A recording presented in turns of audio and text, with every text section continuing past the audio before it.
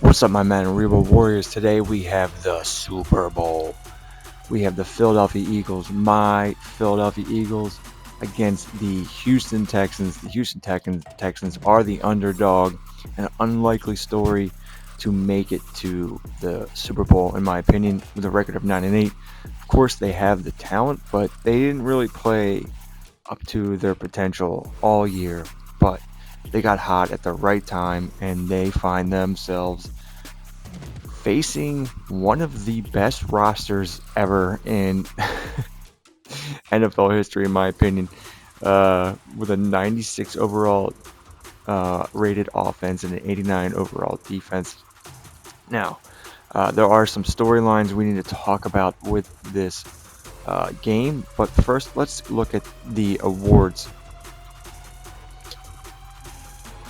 All right, ladies and gentlemen, as we head to the Super Bowl, let's take a look at the Pro Bowl lineup. We got Caleb Williams, Joe Burrow, Kyler Murray, Lamar Jackson, Michael Penix Jr. made it, Patrick Mahomes, Josh Jacobs, Jonathan Taylor, McCaffrey, Tony Pollard, Trey Benson made it, Isaiah Pacheco, Gilliam and Ingold at fullback, along with Lovett and Juszczyk. Got Lamb and Chase, Moore, Jermaine Burton. Look at that, Jermaine Burton, Jamar Chase, teammates, the top of the list. Olave, Gabe Davis. Gabe Davis followed by his replacement, Keon Coleman, Culp, Addison Polk, Justin Jefferson, and Josh Palmer. Very nice. Cole Kmet, Travis Kelce, both in the same scheme, same playbook. Hawkinson and Gesicki, Jatavion Sanders and Luke Lachey, both from the same draft class. Go through the offensive linemen real quick. Alexander made it as a rookie, and he played left guard. That's pretty good. Mike Onwenu, wow, slow ass man. Ben Larkin, the rookie, made it as LE1 over Sweat. I believe Northrup was a rookie as well. Trey Hendrickson made it.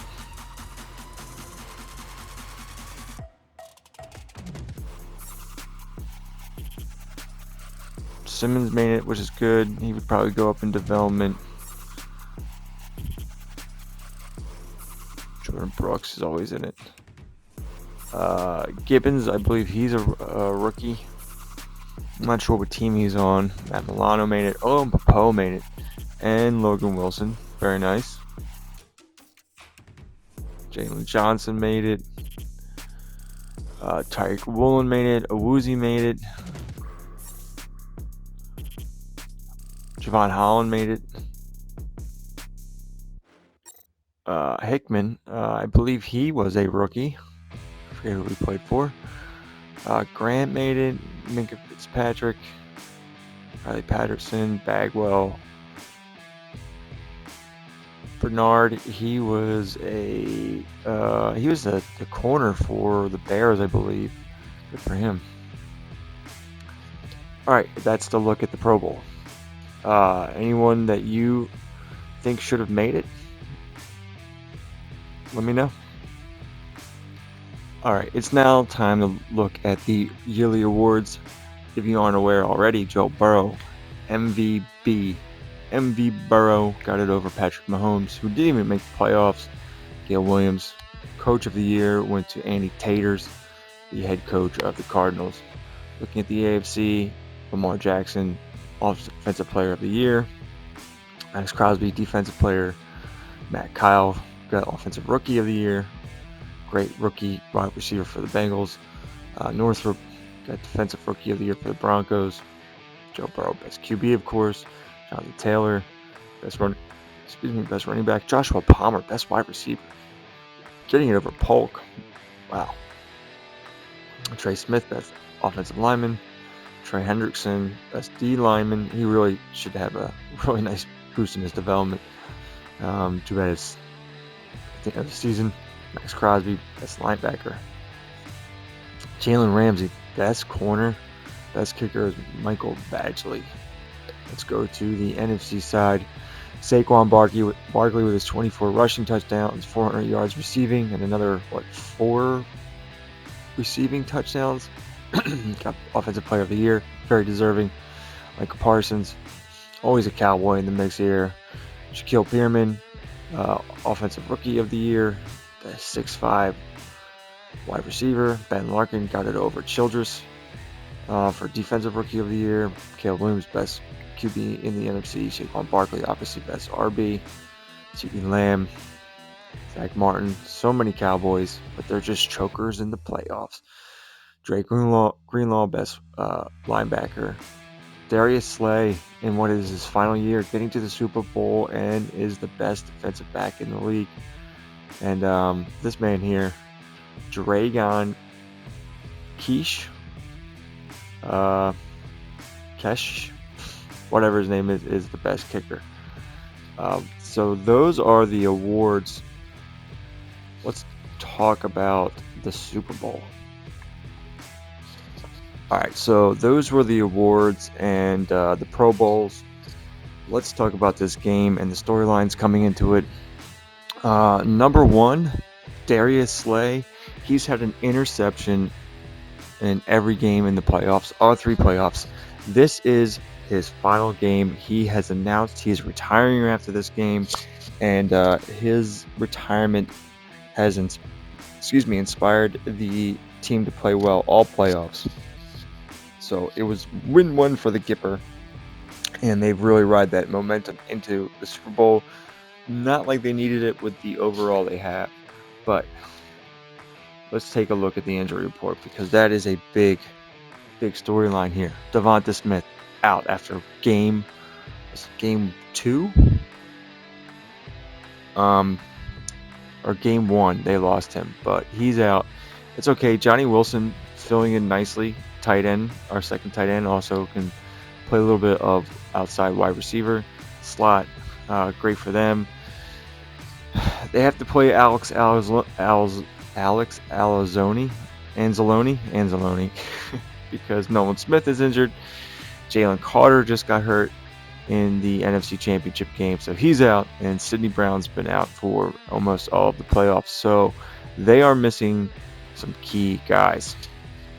And then that takes us to the Texans, who I believe are hurting themselves a little bit. They are missing Nico Collins, a backup offensive lineman, and Danielle Hunter. So kind of even here on the injuries, maybe.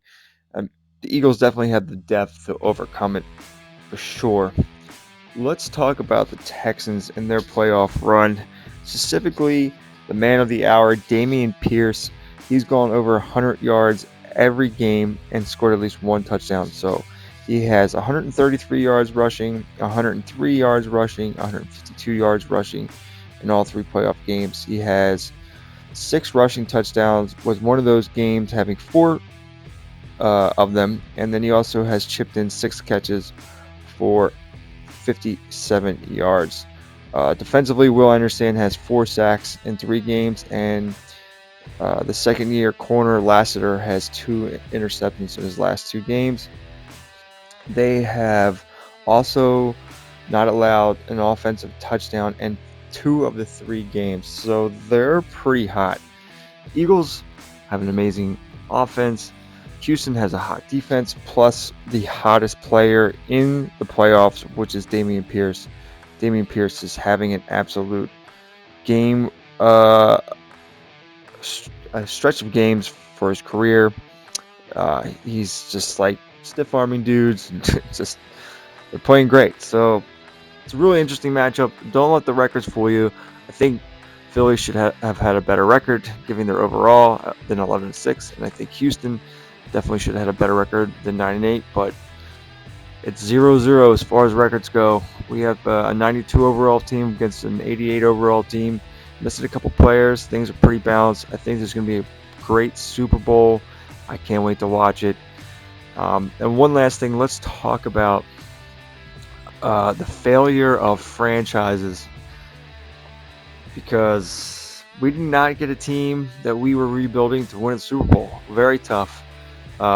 Slow sim is a different animal, and especially when you get to playoffs, you see teams that you didn't see coming win Super Bowls. And I mean, that's probably the Texans this year for sure. That'd be a three in a row in franchises that an AFC team won.